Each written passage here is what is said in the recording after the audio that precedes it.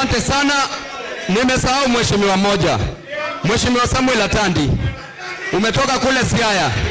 Unakuja kupanga watu Kisumu. Unataka watoto wetu wauliwe. Tunawajua wote. Mnatumia huyu jamaa wa bodaboda anaitwa Jacob. Mnatumia watoto wetu kuua watu. Mheshimiwa Atandi, wacha kuleta ujinga yako Kisumu. Kama una support 2 term, kaa tu kwa 2 term. Sisi wacha tukae kwa hii term yetu moja.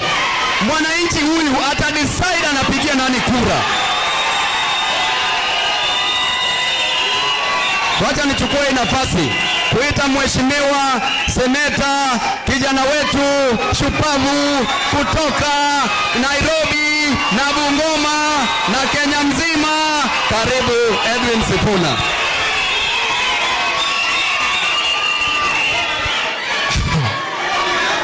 Asante sana kwa wote ambao wamefika kwa misa hii ya kanisa la Triumphant. Nataka niwasalimu kwa jina la Yesu. Hamjambo? Mnaniona vizuri? Mnaniona vizuri? Huku mnaniona vizuri?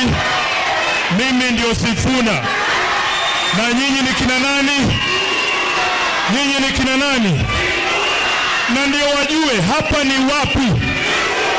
Hapa ni wapi? Lazima wajue tumefika. Mimi yangu itakuwa jambo moja peke yake kwa sababu ya muda. Nataka nichukue fursa hii kushukuru ndugu yetu Babu Owino. Babu, ulituambia unatuleta nyumbani utuonyeshe mahali maisha yako ilianzia.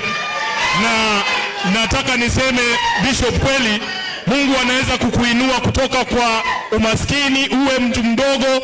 Saa hii tunatarajia Babu Owino awe gavana wa jiji la Nairobi.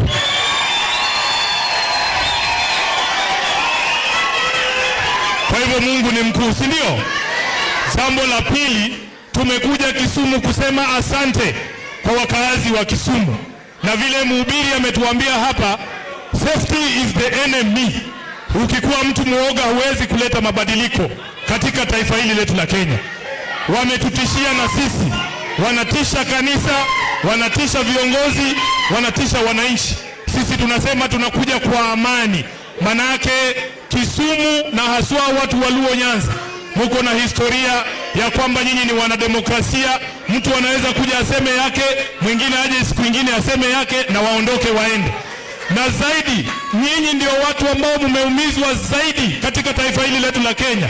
Tumeona picha ya watu wanatolewa kwa manyumba hapa Nyalenda, wanapigwa na polisi bila makosa yoyote. Watu wetu wengi sana hapa Kisumu wameuawa.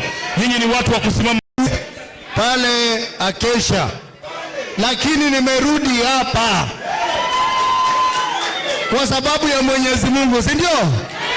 Kwa hivyo pastor, mimi nashukuru Mungu kwa kunipa uhai. Nasema mambo mengi tutaongelea kwa uwanja. Asanteni.